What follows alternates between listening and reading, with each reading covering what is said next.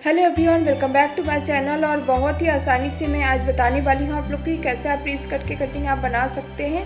और यहाँ से यहाँ तक मैं बटन पट्टी दी हूँ और उसके बाद फिर पहले ब्लॉग में आप लोग जाके देख सकते हैं कि मैं लटकन कैसे बनाई हूँ, किस तरीके का बनाई हूँ और बहुत ही आसानी से। उसके बाद फिर मैं आप लोग को दूसरे ब्लॉग में कॉलर का कटिंग बताई हूँ। बहुत ईजी वे में आप लोग बना सकते हैं इसको। पीछे का नेक देखिए कितना सुंदर लग रहा है, मैं इस तरीके का बताई हूँ। बहुत ही सुंदर लगता है पहनने के बाद, क्यूट सा। और इसमें आप चाहिए तो स्लीव भी लगा सकते हैं। और चलिए मैं स्टार्ट करती हूँ कि कैसे ब्लाउज़ बनाते हैं।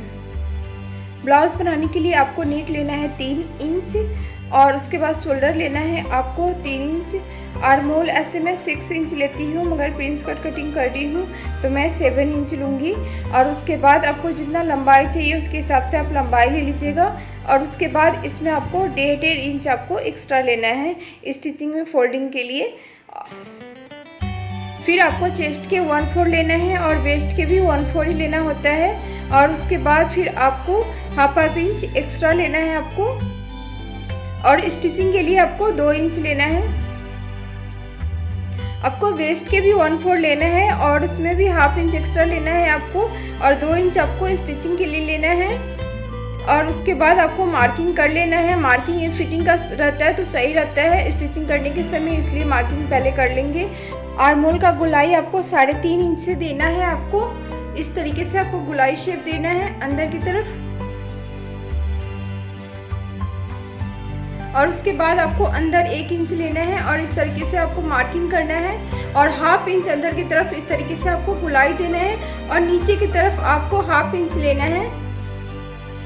आप लोग इस तरीके का आर्म होल का गोलाई शेप देते हैं तो बहुत ही सुंदर फिटिंग आता है आर्म होल के पास और बहुत ही सुंदर लुक आता है ब्लाउज का।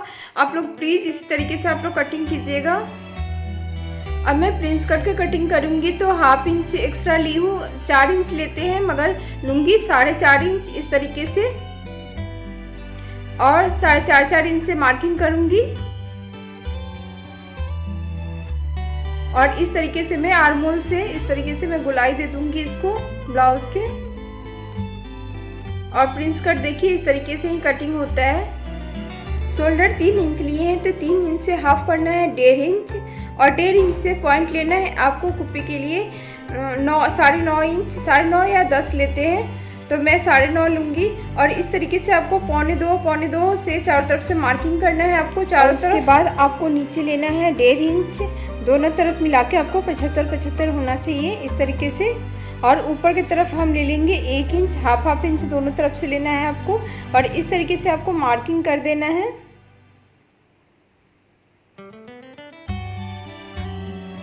और मार्किंग करने के बाद फिर मैं इसको कटिंग करके इसको हटा दूंगी। और देखिए प्रिंस कट की कटिंग हो गया, बहुत ही सुंदर फिटिंग आता है आगे की तरफ। और उसके बाद फिर मैं नेक कटिंग कर लूँगी। और नेक आप पीछे ब्लॉग में जाके आप लोग देख लीजिएगा कि मैं कैसे कटिंग की हूँ नेक का कटिंग, क्योंकि मैं दोबारा बताऊँगी तो काफ़ी लंबा ब्लॉग हो जाएगा, इसलिए आप लोग पिछले ब्लॉग में जाके आप लोग ज़रूर देखिएगा। पीछे का पार्ट कटिंग करने के लिए आपको 3 इंच का नेक लेना है, 3 इंच का शोल्डर लेना है। और उसके बाद आपको जितना लंबा चाहिए ब्लाउज उसके हिसाब से आप ले लीजिएगा, 14 या 15। उसके बाद आपको इसमें 1.5 इंच एक्स्ट्रा लेना है। आर्म होल आपको पीछे 6 इंच ही लेना है। और उसके बाद आपको चेस्ट के 1/4 लेना है। और उसके बाद इसमें आपको 2 इंच एक्स्ट्रा लेना है। और वेस्ट के भी 1/4 लेके आपको 1/2 इंच लेना है लूजिंग के लिए। और 2 इंच लेना है आपको एक्स्ट्रा फिटिंग के लिए। और इस तरीके से करके आपको मार्किंग कर लेना है। आर्म होल का गोलाई जैसे मैं फ्रंट पार्ट में ली हूँ उसी तरीके से मैं बैक पार्ट में भी लूँगी इस तरीके से। और उसके बाद फिर मैं नेक कटिंग करूँगी। नेक आपको 3 इंच का लेना है इस तरीके से, जैसे कुर्ता में बनता है उस तरीके से। और नीचे में छोड़ दी हूँ 1.5 इंच स्टिचिंग के लिए। और उसके बाद ऊपर में भी 3 इंच कटिंग की हूँ और 2 इंच में नीचे छोड़ूंगी। और उसके बाद आपको नेक के नीचे मैं 3 इंच छोड़ दूंगी। उसके बाद बचेगा 7 इंच। और 7 इंच से आपको 3.5 इंच लेना है बीच पॉइंट। और उसके बाद आपको 4 इंच इधर लूँगी और मैं इस तरीके से गोलाई शेप दूंगी। और इसको मैं कटिंग कर लूँगी। अस्तर कटिंग हो गया है तो फिर मैं कटिंग कर लूँगी फ्यूजिंग नेक का। और इस तरीके से ही मैं 3 इंच कटिंग की हूँ, जैसे मैं ब्लाउज में कटिंग की हूँ उसी तरीके से।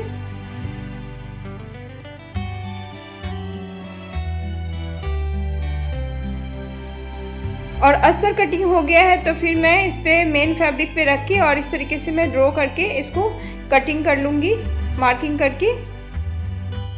आप लोग भी इसी तरीके से कीजिएगा, बहुत ही आसानी से इजी वे में आप लोग बना सकते हैं इसको।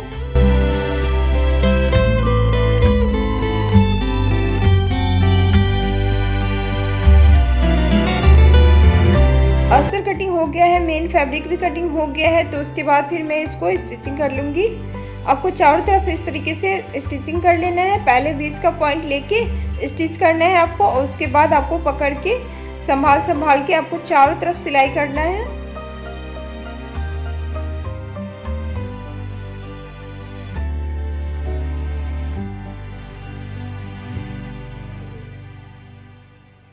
और इस तरीके से मैं सबको सिलाई कर लूँगी।